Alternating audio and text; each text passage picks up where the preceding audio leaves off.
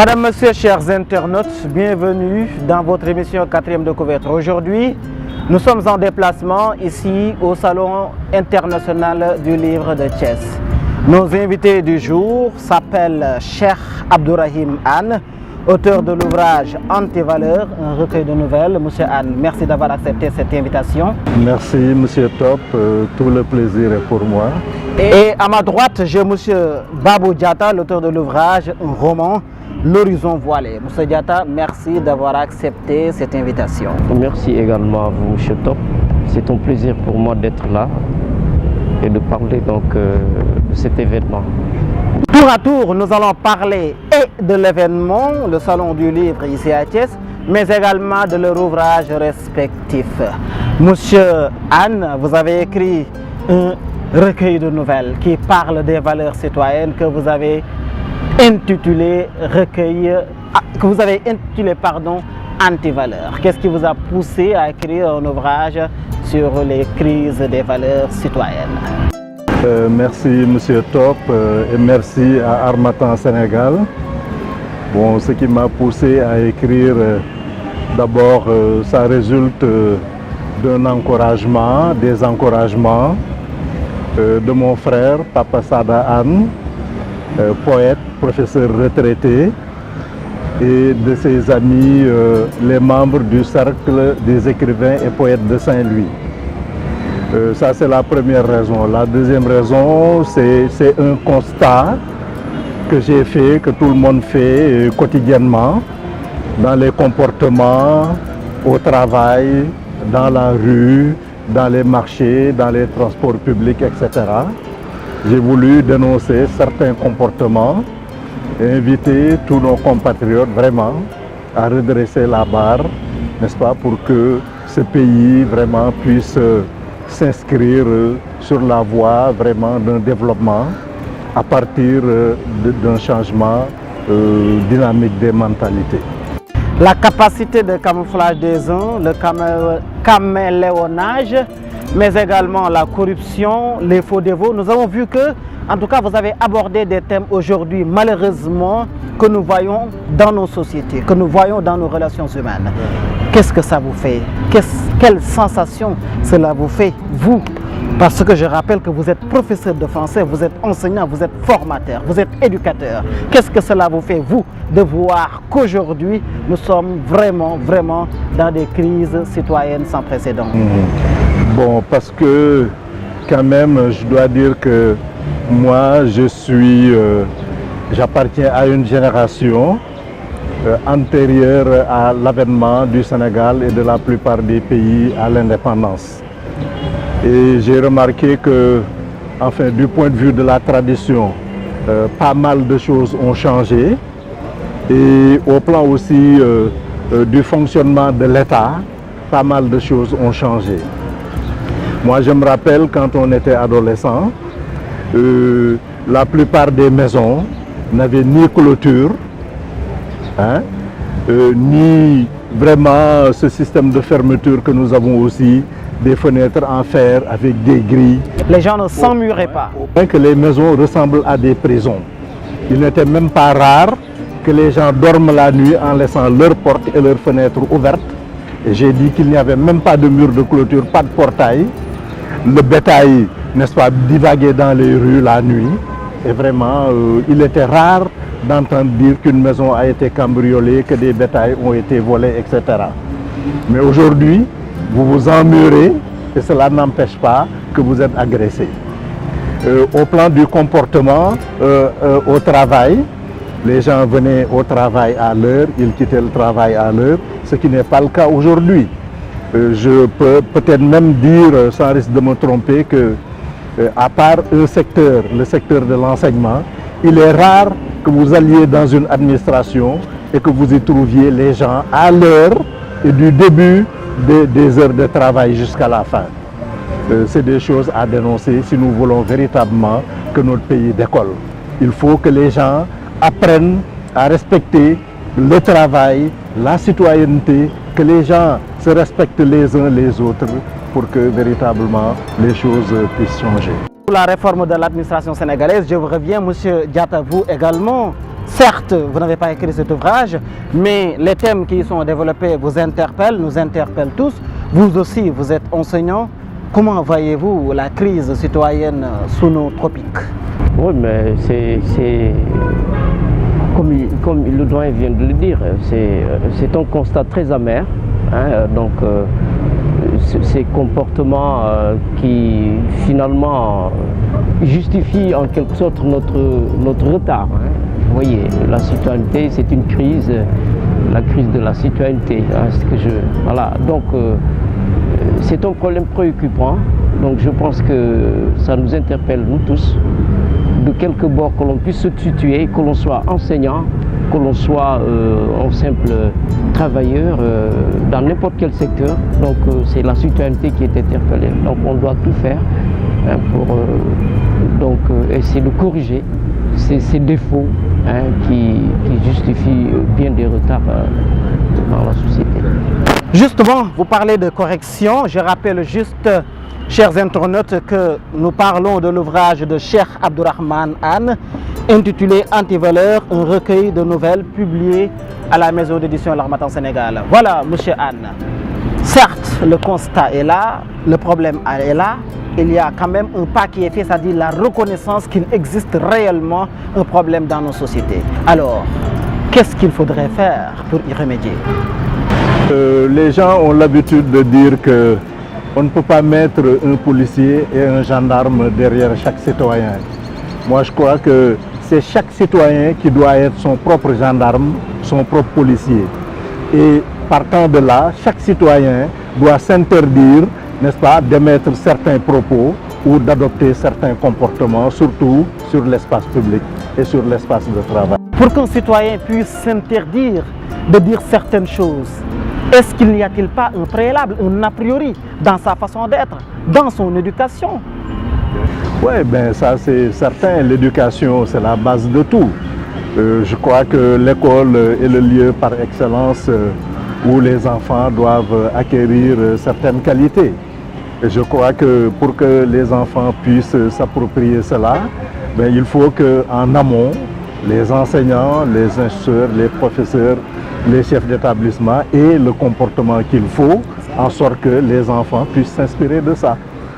Moi, je me rappelle, quand j'étais dans les classes, il est arrivé bien des fois que mes élèves m'interpellent et me disent « Mais monsieur, vraiment, vous ne vous absentez jamais, vous ne venez pas en retard, vous ne tombez pas malade. » Voilà, moi je crois qu'il faut retourner à ça. Voilà, il faut que les gens respectent le travail, respectent les usagers du service public. Parce que celui qui vient vers vous, mais il est dans un autre secteur. Vous êtes là pour lui, alors que dans le même temps que lui, il est ailleurs pour vous. Donc quand il vient vers vous, vous devez le servir comme il faut, de la même manière que lorsque vous le trouvez dans son administration, il est en devoir de se mettre à votre service. Je l'ai dit tantôt, Moussé Diatta, quand on parle de la citoyenneté, des valeurs, cela nous interpelle tous. Aujourd'hui, si nous devions situer les responsabilités pour essayer de décortiquer le mal afin de trouver des solutions, selon vous, au-delà des enseignants aujourd'hui qui ont le rôle d'éduquer les enfants à la citoyenneté, les parents, l'État même dans le programme, parce que pour qu'un professeur, je le rappelle, puisse enseigner la citoyenneté, d'abord le comportement, mais ensuite le programme. Aujourd'hui, vous êtes enseignant. Si nous devions situer ces responsabilités, quel est le rôle et la responsabilité de l'État dans l'éducation à la citoyenneté aujourd'hui? Oui, écoutez, c'est vrai qu'en termes de responsabilité, il y a plusieurs paramètres. Les responsabilités, je veux dire, sont partagées. Les parents, naturellement, parce qu'aujourd'hui, quand on voit que dans une société de plus en plus modernisée, hein, les parents semblent démissionner même de l'éducation. Le doyen avait tantôt dit que c'est l'éducation à la base. Effectivement, il faut une bonne éducation à la base. Si les parents démissionnent, il va de soi que l'enfant ne peut pas être capable de recevoir toutes les valeurs qu'on peut lui inculquer afin qu'il soit un citoyen responsable. Donc ça déjà c'est une première chose. La deuxième chose aussi, vous avez évoqué donc les responsabilités de l'État, n'est-ce pas? Voilà, notamment dans le cadre des programmes. La mise en place des programmes.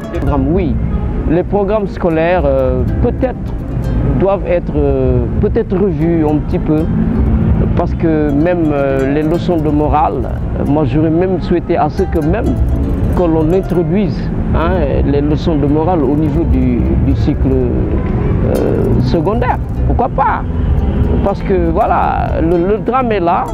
Voilà, bon, les programmes doivent être ajustés conformément justement à la dynamique des jeunes en particulier.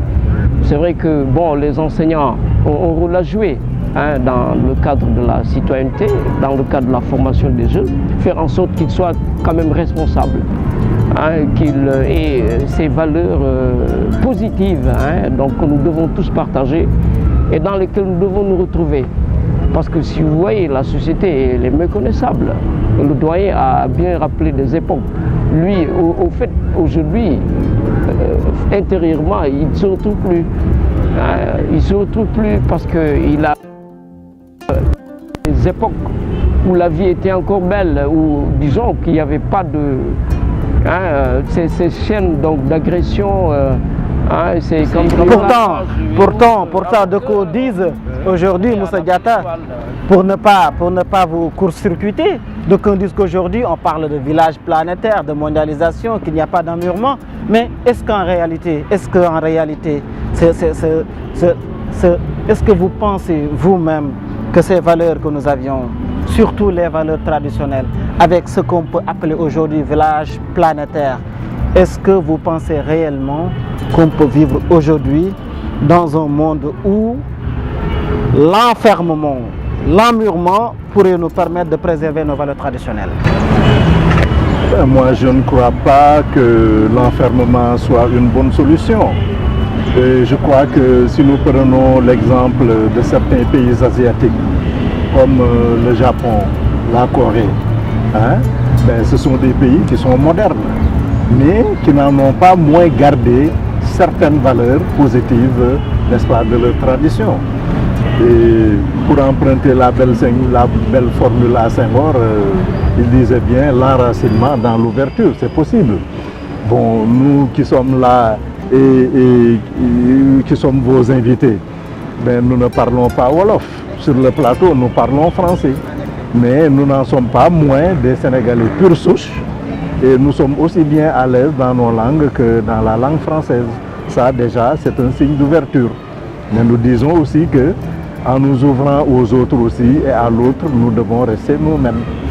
Et pour enclencher sur ce que vous disiez tout à l'heure, sur les niveaux de responsabilité, j'ai dit que les responsables en première ligne, ce sont les enseignants, mais ce sont aussi les gouvernants qui ne nous donnent pas de bons exemples. Vous voyez, par exemple, c'est des gens vraiment qui font de la politique une profession, alors que ce n'est pas une profession. Quand on est député ou ministre ou président de la République, on exerce une fonction. Ce n'est pas un métier. Or, ici, au Sénégal, les gens ont tendance de faire de la politique un métier. Il y a des gens qui n'ont jamais travaillé dans quelque administration que ce soit ou dans le privé. Et quand ils arrivent au pouvoir, regardez les comportements qu'ils ont, les gaspillages. Souvent, vous voyez des cortèges passer, où est-ce qu'ils vont? Ils vont à une manifestation religieuse ou à une manifestation politique. Alors que, une simple voiture avec le concerné plus un motard, ça suffisait. Vraiment, il y a trop de gaspillage et de laisser aller. Et si nous devions prendre un autre exemple aussi, moi j'ai vu dernièrement sur Internet le ministre norvégien de la Justice et de l'Intérieur. Mais quand il va au travail, il n'a pas de voiture particulière. Il partage sa voiture avec ses collègues qui sont logés dans le même bâtiment. Et vraiment, il n'y a pas tout ce tralala là. Nous, on perd beaucoup d'argent et beaucoup de temps dans les tralala au niveau administratif et politique. Nous l'avons dit, nous ne le dirons jamais assez, les lenteurs administratives, la mauvaise gouvernance, le clientélisme, le népotisme, tout cela fait partie de ce qui maintient notre pays dans un état aussi précaire décrit par la Banque mondiale et beaucoup d'institutions internationales. C'est l'auteur de l'ouvrage Antivaleurs Cheikh Abdourahim Anne. Je rappelle juste qu'il est professeur de français à la retraite. Il a été responsable du bureau de l'enseignement moyen et secondaire général dans une inspection départementale de l'éducation nationale. Il est romancier et nouvelliste. Il est par ailleurs président de l'association Convergence pour la renaissance de l'écriture des arts de Thiès. Monsieur Cheikh Abdourahim Anne, vraiment c'est un plaisir de parler de votre ouvrage. Nous allons vous retenir parce que nous allons partager la deuxième partie de cette émission avec Babou Diatta, l'auteur de l'ouvrage L'horizon voilé. Nous sommes dans la deuxième partie de cette émission littéraire, quatrième de couverture. Dans cette deuxième partie, certes, nous avons parlé en première partie de l'ouvrage de Cheikh Abdourahim Anne, mais dans la deuxième partie, nous parlons de l'ouvrage de Babou Diatta, L'horizon voilé, un roman. Après un recueil de nouvelles, nous voilà plongés dans la pure fiction. Pourquoi vous avez choisi ce genre littéraire, Monsieur Diatta? Bon, écoutez, il y a plusieurs raisons qui m'ont amené à écrire ce livre. D'abord, je me dis que écrire, c'est déjà extérioriser, n'est-ce pas, ses sentiments. Dire ce que l'on pense réellement d'un thème ou de quelque chose. Donc, et j'ai eu donc l'instinct d'écrire, de dire ce que je pensais dans une société à laquelle j'appartiens. Donc j'ai voulu rendre hommage aux femmes dans notre société. Lorsqu'un couple s'installe et lorsqu'un enfant tarde à naître, alors il y a des supputations, il y a des regards qui sont fixés sur la femme. Alors, très souvent, voilà. Donc, et la femme là, elle fait objet de stigmatisation. Hein, on l'indexe, on l'accuse.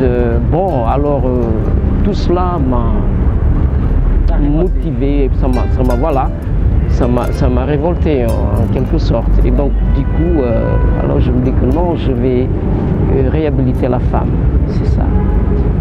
Je rappelle juste dans la quatrième de couverture, Memba, un enseignant. Vous êtes enseignant, vous avez pris l'exemple d'un enseignant. Un enseignant qui sert dans une banlieue de Dakar rencontre pour la première fois Marème, une jeune fille qu'il finit par épouser. N'ayant pas pu avoir d'enfant avec elle, il voit ses parents rester au village, lui imposer une deuxième femme. Cédera-t-il aux exigences de ses parents? Acceptera-t-il de devenir polygame? Qu'adviendra-t-il de son ménage avec Marème? Aura-t-il l'héritier tant désiré? Monsieur Anne, nous sommes dans une société africaine, notamment sénégalaise, où la polygamie est une réalité, où avoir d'enfants est presque une exigence sociale, voudrais-je dire. Aujourd'hui, nous avons vu que Moussa Diatta a écrit un ouvrage dans ce domaine. Vous, en tant qu'éducateur, quel regard, quelle appréciation faites-vous de cette situation sociétale? Merci Monsieur Top. Vous me permettrez, avant de répondre à votre question, de féliciter Monsieur Babou Diatta pour une double raison. Non seulement il est enseignant comme moi, mais ce premier roman marque son entrée en littérature, tout comme ce premier recueil de nouvelles marque le mien. Donc je peux dire de ce point de vue que c'est mon jumeau en littérature et je l'intronise comme ça désormais. Voilà, c'est mon jumeau en littérature. Voilà. Par rapport aux problèmes qu'il soulève dans le roman, c'est une réalité, mais je crois qu'aujourd'hui, de plus en plus, les gens se rendent compte que quand il y a non-naissance d'un enfant dans un couple, aujourd'hui, le doigt de plus en plus est pointé sur les deux partenaires. Et aujourd'hui, certains couples n'hésitent pas à aller faire les analyses et les diagnostics qu'il faut. Bon, maintenant, quand on veut stigmatiser la femme, ce n'est pas la bonne attitude. Parce qu'on a vu plein de couples vivre 5 ans, 7 ans, 8 ans, 10 ans, et il arrive que survienne la naissance d'un enfant, même si c'est tardif.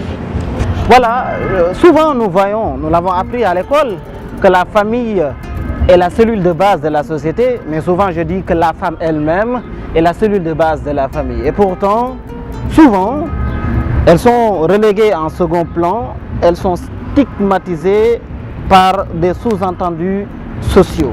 Aujourd'hui, M. Diatta, ne pensez-vous pas qu'il est temps que l'on réhabilite, entre guillemets, le statut de la femme dans la société sénégalaise? Bien évidemment, c'est dans cette optique que moi je m'inscris. La femme est encore victime de préjugés, de beaucoup de préjugés d'ailleurs, qui font qu'elle est reléguée au second plan. Et ça, ce n'est pas du tout au profit de la population. La société ne profite pas. Donc la femme constitue, tout comme l'homme, une force capable de contribuer bien sûr à la marche de la société. C'est l'élément central, la femme. Mais lorsque la femme, à un moment donné, se sent isolée, stigmatisée, parce que pourquoi? Il y a des préjugés qui pèsent sur elle, c'est déjà quelque chose, disons, de néfaste, quelque chose qui n'est pas bénéfique, je veux dire.